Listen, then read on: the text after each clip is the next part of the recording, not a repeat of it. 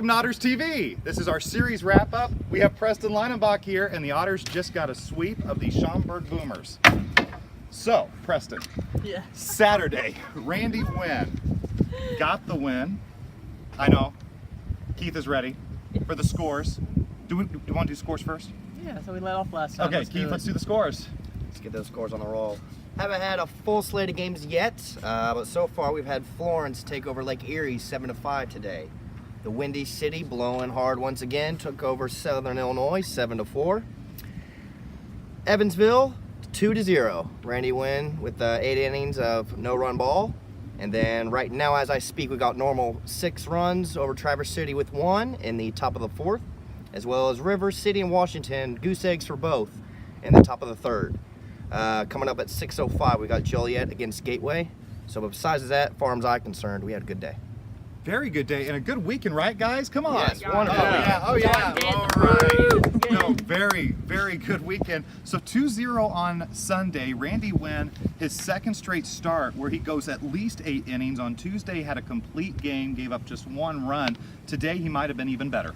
Yeah, but even better. Especially, I gotta give him credit. I mean, out here in this heat, battling and able to go deep in the game, and I think there's still a little part of him that kind of wanted to go with back-to-back complete games, and there's no doubt about it with his performances this past week, earlier in the week against Joliet, here today against Schaumburg, that he has to be up for some serious consideration, I would say, for the pitcher of the week. Okay, do you guys think that Randy Wynn should deserve the pitcher of the week in the Frontier League? Come on, let's give a round of applause. Yes, okay. Yeah, Randy. So no, we'll be on the lookout for that from the Frontier League office on Monday. If it's not Randy Wynn, then I think the decider is Point Streak. That we need to get Point Streak out of here. I mean, seriously, right? So this was a sweep that Evansville did against Schaumburg. Preston, you and I were here last year. Do you remember what Schaumburg did to Evansville in the regular season? 0-6. Yeah. For Evansville, going against Schaumburg.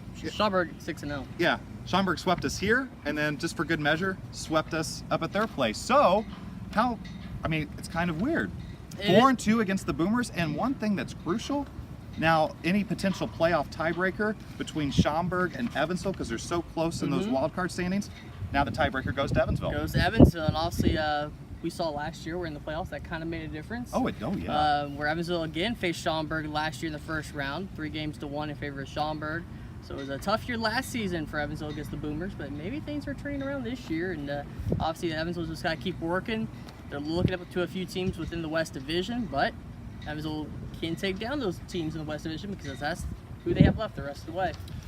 Any comments or questions? Yep, as Bob Dylan said, times are a-changin'. Okay, no, I love the optimism because, the Otters go to Southern Illinois, weird schedule with a single game, right, Sam? Yep, single game Tuesday, doubleheader Thursday. And no game Wednesday. No game Wednesday. So what are you going to do, Sam, on the off day Wednesday? Because you guys are coming back to Evansville. You're commuting there. Well, you already forgot what we're doing. We're going to lunch. Yikes. We're going to lunch at 1 o'clock. That's right. Okay, what are you guys doing while the Otters are on the road? We'll be hard at work in the office. Printing tickets. Getting sponsorships and helping the team succeed. Finish strong. Get ready for next weekend. Oh, see, now Parker's the big guy here because he is the ticketing guy, and we have E is for Everyone night coming up on Friday against Florence, right? Florence. So how many tickets, Parker, have you printed for E is for Everyone night? Yeah. They're actually taking care of the tickets, so 0. Really? So it's a lot. I know that, but I haven't. God, how did you luck out like that? It's about the only one I have lucked out on. So everyone else is telling me, hey, print out 5,000 or 10,000 tickets. So I'll take this one. So are you doing any big plans for E is for Everyone night, considering how many people are going to be here? You gotta wake up, you gotta hydrate, get your coffee, put your game face on, and then make sure everything goes perfect for everyone involved. It's a huge day. Yeah, very big day. Real quick, just want to recap the other 2 games, Friday and Saturday. What did you see out of the Otters, both on Friday and Saturday? Oh, yeah, you got the box score. I got the box scores for every game, and you see the scores. 7 runs for the Otters, 6, and then 11 runs. Obviously, a little scoring here today, but I see good offense starting to peek through for the Otters. And not only that, it was early offense in both of those first couple of games for Evansville, scoring 3 in that first inning yesterday, and then going to Friday, 4 in the first.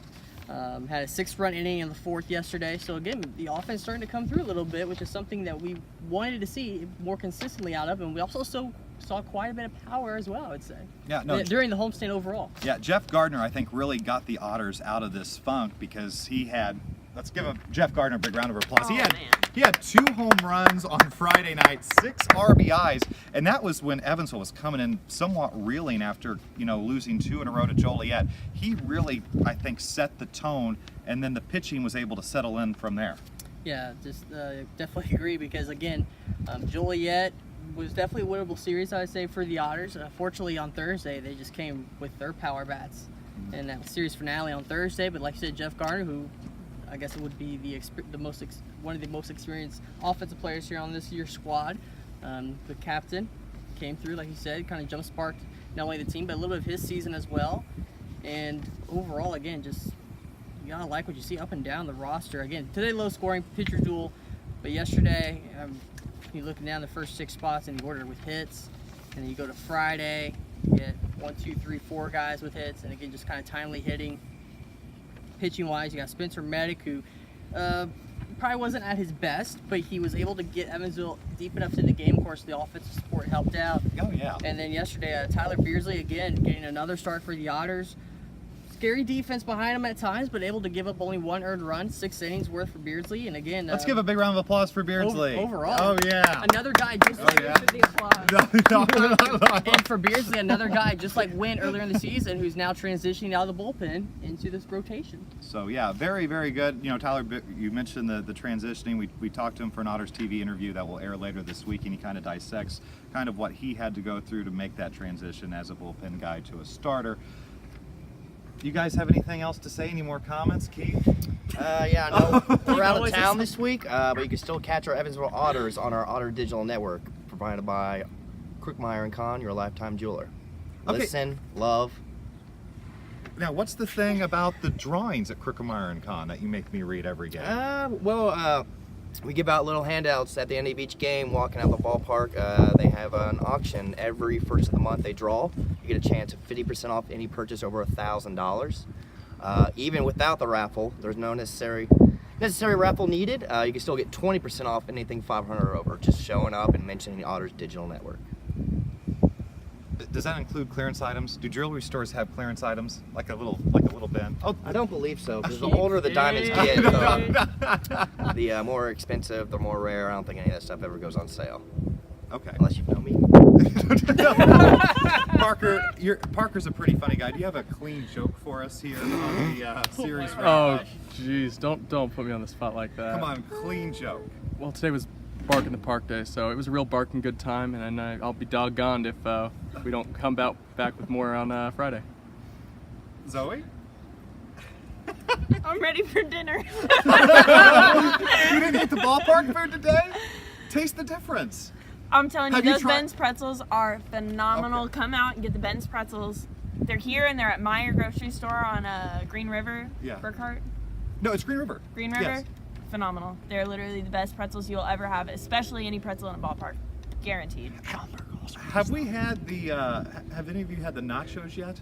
The Gordos? Yeah, the gourmet nachos. Gordos Can we are get nice. a Very nice. on a scale of 1 to 5 how good those are? 500? Definitely minimum. They're supreme. The cheese is supreme, Like what kind and that's of the cheese? most important part. Okay. Just what kind nacho of cheese? cheese. Is it? Okay, like it's the most important part. I mean, the chips are good. They're a solid base, but Preston, you what's gotta your get favorite thing at the ballpark? I'm gonna have to say the pulled pork nachos because I'm a big barbecue guy. He gets those all the time in the press box, man. It's a little messy. There's no doubt about that. I gotta have plenty of napkins or paper towels around, but I love barbecue and I love nachos, and I kind of, it's kind of a mess on the stomach sometimes, but it's very, very good. Let's give a big round of applause to our studio audience. We have Keith Milliken, an account executive, Zoe Urbina, an account executive, and then our Ticketmaster. Our Ticketmaster. Ticketmeister. Yeah, Ticketmeister. I like that. Parker Brown. Real quick, we do want to remind you the next homestand, it does begin on Friday. The Florence Freedom are in town. It is for everyone night. There are free ticket vouchers that are available if you go to Evansville, Vanderburgh Public Library locations while supplies last. If you don't happen to get a free ticket voucher, make sure you go to evansvilleotters.com or call 812-435-8686 and ask for any one of these three because they'll be more than happy to hook you up with tickets.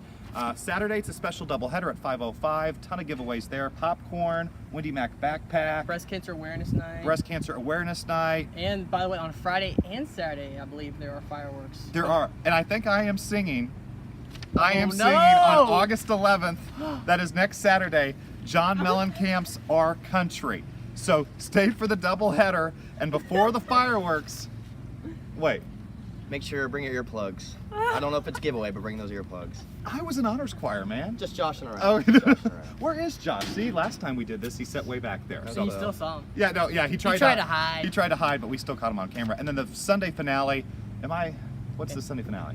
Oh, it's Courier Press Day. Family Fun Day, too. Yes. So, alrighty, let's give one big round of applause for just a stellar weekend Go here. Otters! All right, go Otters! Go Otters! Alrighty, I gotta go get that broom. He's Preston Leinenbach. I'm Zane Clodfelter. This has been Otters TV.